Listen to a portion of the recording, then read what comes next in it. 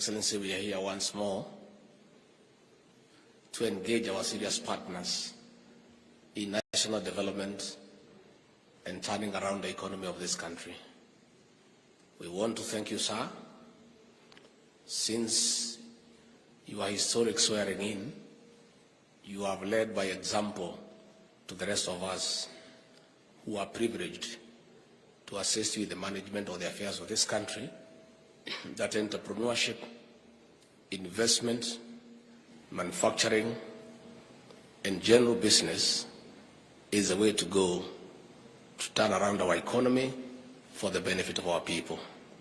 I want to confirm to the taxpayers here today and all entrepreneurs, investors, manufacturers, and all those engaged in one way or another in doing business in our beautiful country, that our President has given a policy direction to all of us who serve under him, that our work as public officials is to support and facilitate business. And that policy direction has trickled down that public officials have no business standing in the way of business, being a hindrance, creating roadblocks. Their work is to support and facilitate business. And shortly, in a few months, when we complete the process of public sector reforms in terms of telling our public officials of their new role in the route of administration, there will be no bureaucracy and red tape in matters business and investment. I agree with the governor of Nairobi that the national government too is not at all impressed where when you walk to an office, you cannot tell the original color of the wall because the whole wall is full of multiple licenses. Those licenses must give way to show people, for people to appreciate the original color of the wall by having a single permit. So all permits should be collapsed under one. Finally, Your Excellency, as you ask the people of Kenya to pay taxes, as you mobilize the people of Kenya to accept their responsibility to pay taxes, those of us under you will also help you to make sure that those charged with the responsibility of collecting revenue do not criminalize tax payment. The taxpayers are our partners, and we continue to urge KRA to collect tax with dignity by respecting the taxpayer, and where there are challenges, let us continuously engage the taxpayers. The taxpayers are good people, and where they have challenges, through a continuous engagement process, we can always find out why there are challenges, surmount the challenges, and make sure that we collect more revenue for our beautiful country. And I want to confirm once more, I was in a meeting this morning with the Kenya Association of Manufacturers, and we are noting that the new administration is keeping time in all our meetings. I want to confirm that the President of the Republic of Kenya is leading by example. The problem with this country is one of leadership.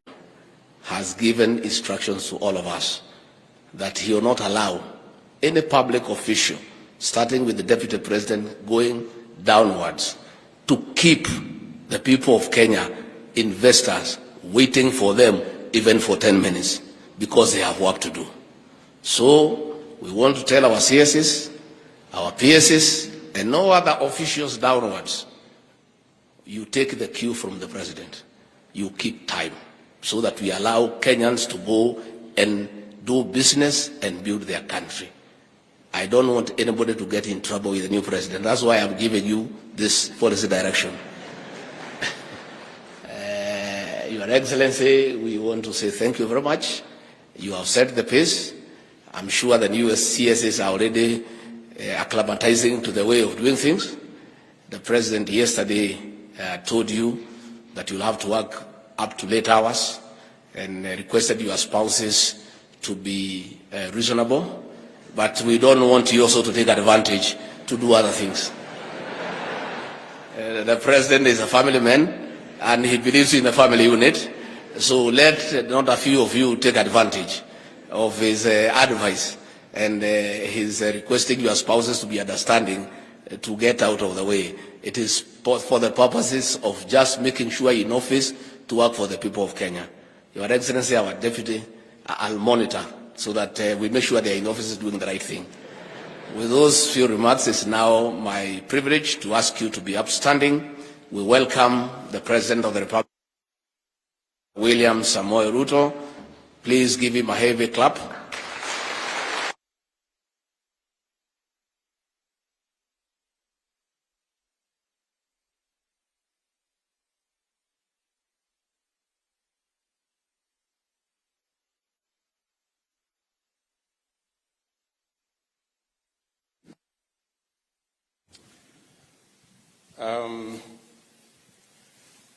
I appreciate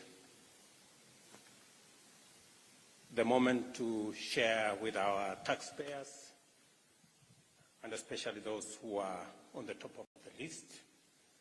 Thank you very much for giving me the opportunity to be part of this very important occasion, because this year's National Taxpayers Day comes at a time of tremendous crisis as well as immense opportunity.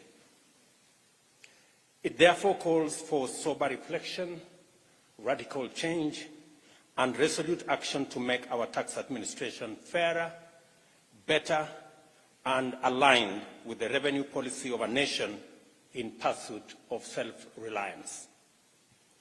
As I stated earlier, the state of our public finances is unsatisfactory.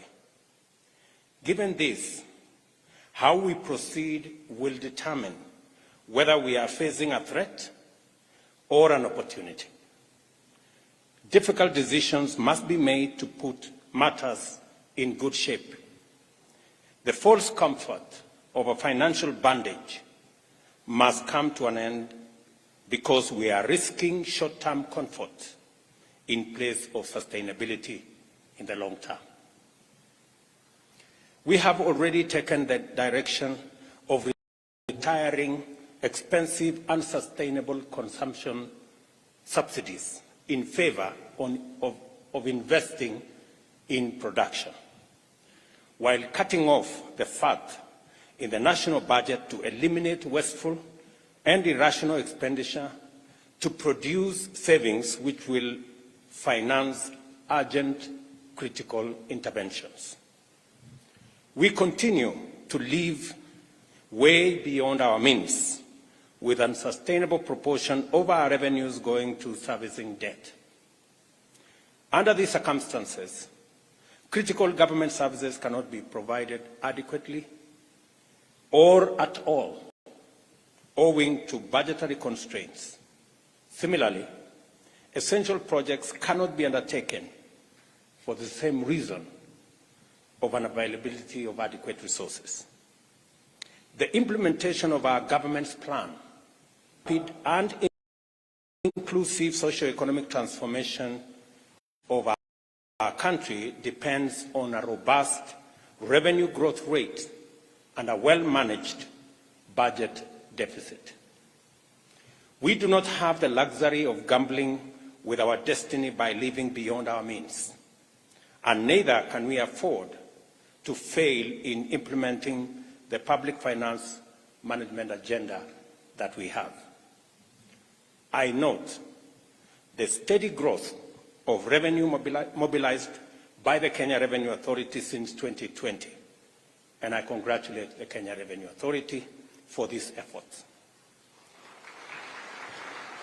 While this is encouraging, the active tax base remains far short of its potential. Maybe you clapped too early. At the same time, it indicates the willingness of taxpayers to meet their obligations under a fair, professional, and facilitative framework. The upshot, in sum, is that there is evidence of tremendous scope to expand our taxpayer numbers by engaging eligible and willing taxpayers. It is time to do the fair thing by supporting patriotic taxpayers who fulfill their obligations by reducing the number of free riders and enlisting more taxpayers to the national building project. A huge obstacle to the realization of our national revenue targets is that, in practice, tax administration has traditionally been a repressive, menacing affair which resembles extortion. This extinguishes taxpayer incentives and diminishes the prospects of an expanded tax base, pulling Kenya backwards from its national revenue potential and denying its citizens critical services and development programs. Tax revenue mobilization is a crucial dimension of state sovereignty. The ability to finance national budgets defines true national independence. Those taxpayers who continue to perform their duty of remitting due taxes advance this agenda, thereby engaging in exemplary performance of patriotic duty. A day like this is therefore most appropriate for appreciating and indeed honoring the contribution of those outstanding individuals and corporate citizens in safeguarding, upholding, and enhancing Kenya's sovereignty. I salute you, and on behalf of a grateful nation, I celebrate all of you. It is important to let you know that your commendable contribution to national self-reliance, sustainable development, and citizen well-being is noted with profound appreciation. To signify our appreciation of these distinguished taxpayers, we must move decisively and efficiently to increase the number of taxpayers of all categories and steadily push the tax base towards its full potential. We have no choice, given the facts of our national financial situation, and it also officials to revenue administration, a culture of raids, extortion, disruption of taxpayers' operations, and obstruction of business are some dimensions of a wrong culture, robbing our citizens of shared prosperity. I have discussed these issues with the management of the Kenya Revenue Authority. I have discussed these issues with the Commissioner General. I have brought to his attention many of the practices that go on at the moment. For example, we are selling 2.9 billion stamps for our excisable products, while our neighbor, Tanzania, is selling 7.2 billion stamps. Uganda is selling 9 billion stamps. Those two economies are smaller than ours. It means we should be selling between 10 billion and 12 billion stamps. But the trouble is, the government is selling 2.9 billion stamps. There are people who are selling the balance, which is approximately 7 billion stamps.